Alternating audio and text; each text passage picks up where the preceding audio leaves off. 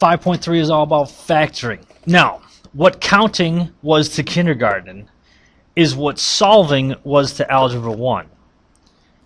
Is what factoring is to Algebra 2. Y'all, you need to be ninjas at factoring. By the end of this semester, we will have 7 ways to solve. In fact, it will actually be 9. But the ones that we're going to use the rest of the year, there are going to be 7 ways to factor. Now, we're going to learn the first 4 today. And the first 3 you've probably seen at one point or another. The last one you may or may not have seen. But roll up your sleeves. Let's take some notes. The first one is called the greatest common factor. Greatest common factor, or I will affectionately refer to it as GCF. GCF. Now, GCF is essentially undistributing. What are you talking about, Smith? Let's do an example. And let's put in, all right, get ready to write.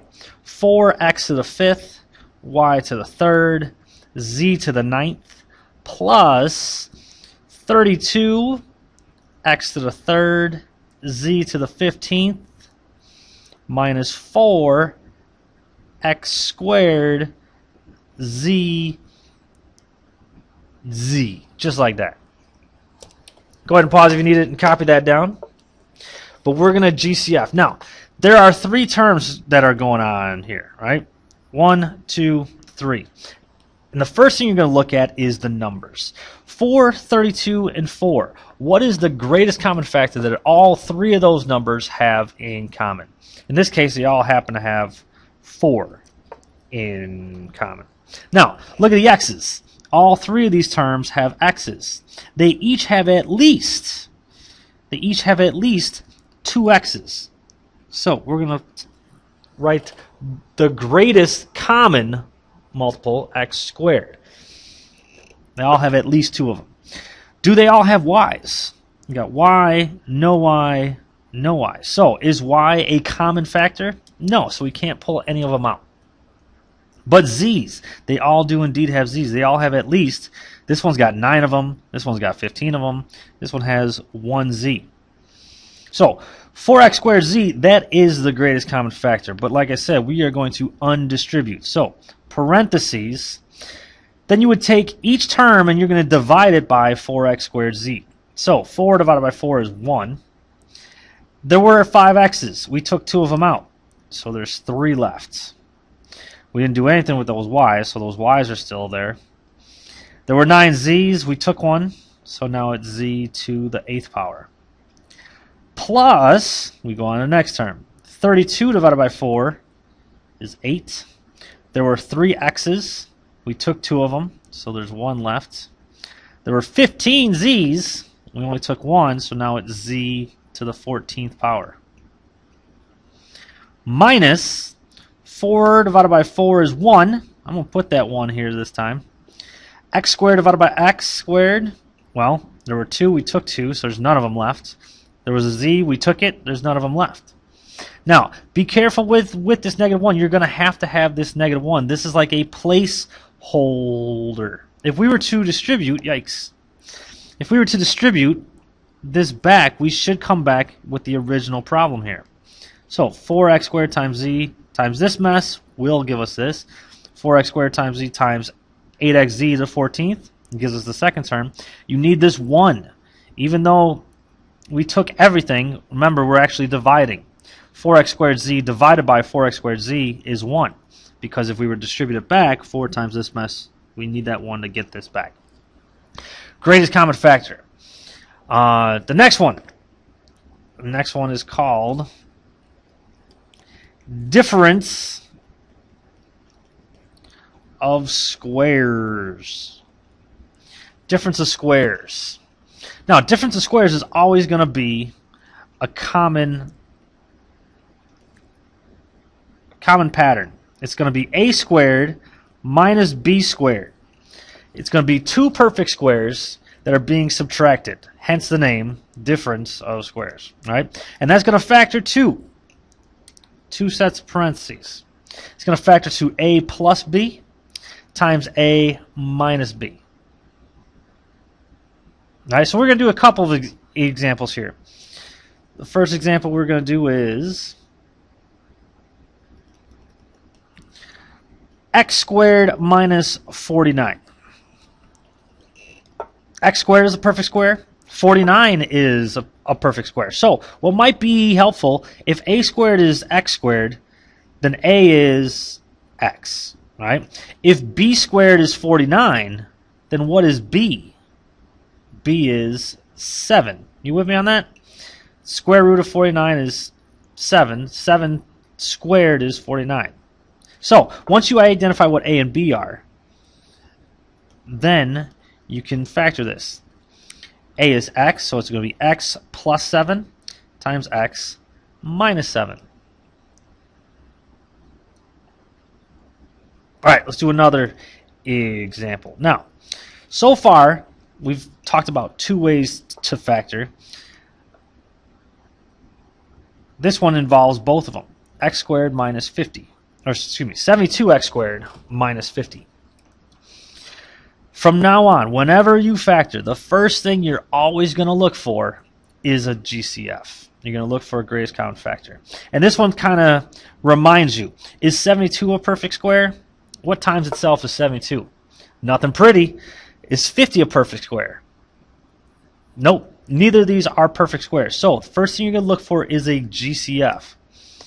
What can come out of 72 and 50? What do they both got in common? They each have a 2 in common. So 2 times the quantity of 36x squared minus 25. We did the GCF first. Now look what's inside of here. 36x squared. Is 36 a perfect square? Sure. X squared is also a perfect square. 25 is a perfect square. So 36x squared, if a squared is 36x squared, then what is a? A is 6x. Right? Think about it. A squared means what times itself? 6x times 6x is 36x squared. If b squared is 25, then what is b? B is 5. So, factor this, our final answer. The 2's got to come along with two sets of parentheses. And it's going to be 6x plus 5 and 6x minus 5. Those are, this is the factored form. Box my answers here. All right, let's do one more example of difference of squares. Let's go with 64m squared plus 9. So, first thing, always look for a GCF. 64 and 9. Did they got anything in common? No. So, 64 is a perfect square. 9 is a perfect square. So they're both perfect squares, right? The only thing is this a difference of squares? See how these were both minus. This one is plus. There's no such thing as the sum of squares. Thus, this does not factor. What do you call a number that doesn't factor? A number like 7 or 5 or 11. What kind of numbers are those? Yeah, they're odd, but they're also prime. This is prime. If it doesn't factor, this is what's called a prime example. All right, there's two ways, two methods. Number 3. Number 3 is the one you're probably more familiar with. You did a lot of it last year in geometry. I have a bunch of names for this. Regular style. I call it old school. I call it factoring. X squared plus bx plus c. This is the main of it. What we're essentially doing here is we are unfoiling. That's what's happening here. We are unfoiling. So, as I mentioned, the pattern of this is always going to be x squared plus bx plus c. the trick to this, if you have to find two numbers that multiply to C but add up to B. Two numbers that multiply to C but add up to B. All right, so let's do an example here. We'll do a couple of examples here. First example is going to be x squared plus 8x plus 15. Oops, 15. So remember, the trick is what multiplies to 15 but adds up to 8. What I recommend doing is problems like this. List out everything that multiplies to 15. Now 15, there's not a whole bunch. You got 1 and 15. 2 doesn't go in. There's 3 and 5.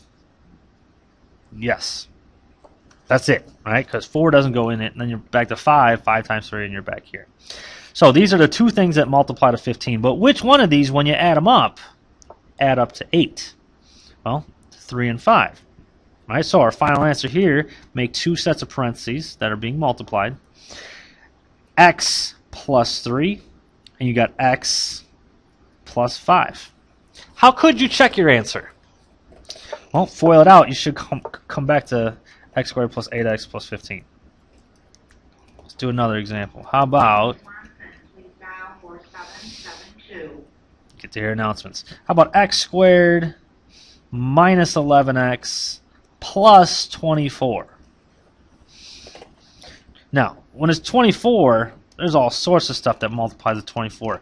Here's what I mean by listing out the products of 24. Go in order. Be organized and take your time. You got 1 and 24, 2 and 12, 3 and 8, 4 and 6.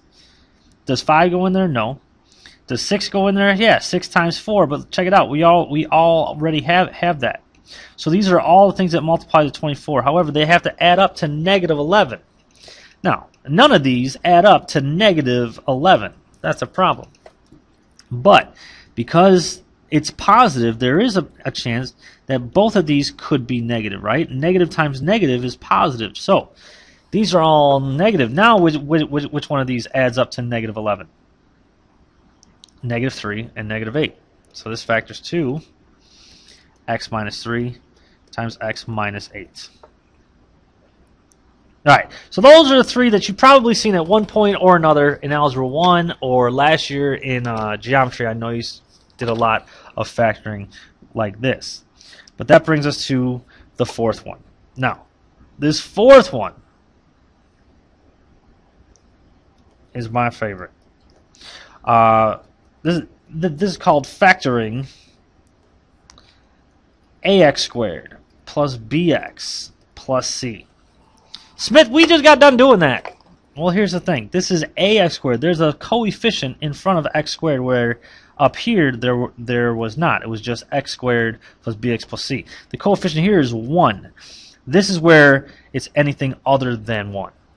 So let's do a first example here. Our first example here is 2x squared minus x minus 15. Now you might want to watch this example a couple of times. Let's do an example here. First thing that you're going to do is you're going to multiply the ends together.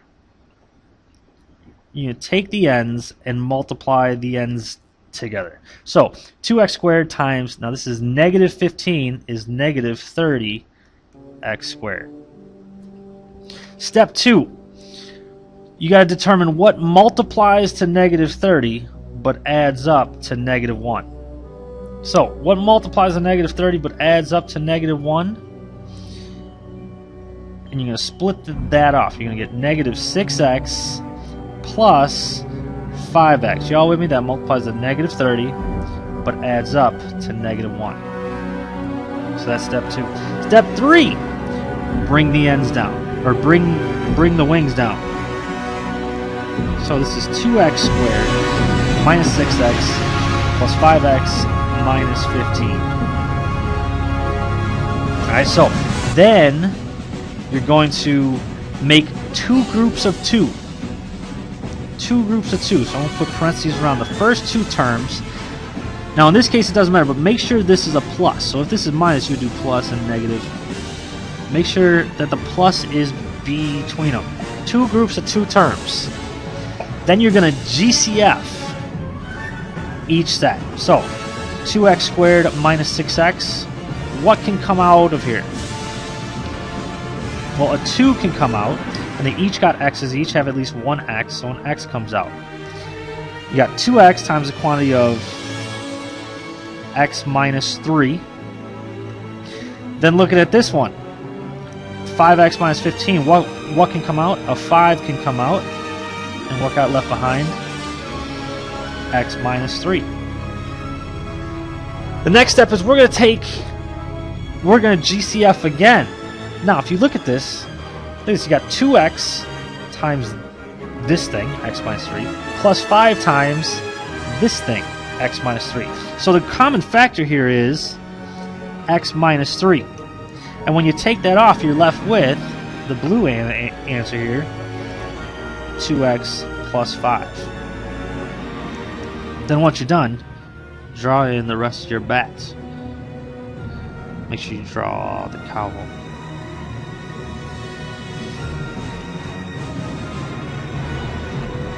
Probably had an idea that that was coming because of the music. So we'll talk more about this one in class. Bring your questions and we'll write out the steps for you as well. Smith out!